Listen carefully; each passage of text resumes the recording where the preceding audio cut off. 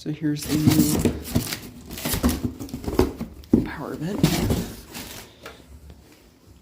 It is pretty much just a direct replacement. So there's a little more going on in here than I expected. Shout out to Brenda for testing, and my H and me for building this product for us. But yeah, now we can have a better look at what was going on. Neutral and ground, of course. Pretty self-explanatory what those are doing.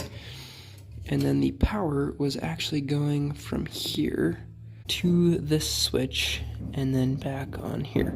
So this was actually handling 120 volts. So I just looked up the part number on this pressure switch to make sure that it is rated for 125 volts, and it is rated for that at 1/10 of a horsepower. So not a lot of horsepower can go through it, which I'm guessing that's what these are. These are 1/25th, so they're even smaller than what the pressure switches are rated for.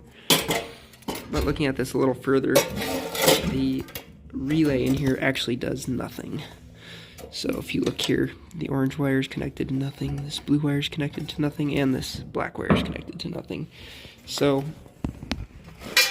we're going to just hook this up with the hot coming in here and going to one side of the pressure switch, and then the neutral and the ground, and then one side going back to the boiler, and then it'll work exactly the same as this one, except it won't have that relay, which is doing nothing anyway.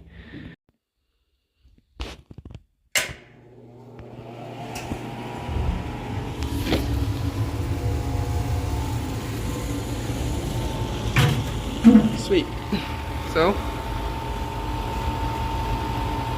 once this came on, the boiler came on, just like it should. So that's exactly what we want to see. And that gets warm pretty much right away. I'm probably going to use foil tape just like they did to seal that back up. It's a lot more serviceable than if you put high temperature silicone. I know it kind of looks bad, but I actually prefer this because it's easy to take off and check stuff. But yeah,